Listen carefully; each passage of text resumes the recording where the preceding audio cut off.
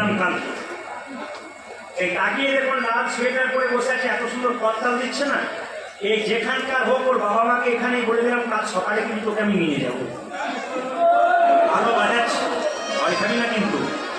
এই কিন্তু সুন্দর করতাল রয়েছে। এই কোথা থেকে এসেছে দেখুন, আপনাদেরই ছিলে। কৃষ্ণ বল বাজাও, হরে হরে নম কৃষ্ণ, হরে হরে নম কৃষ্ণ, হরে নম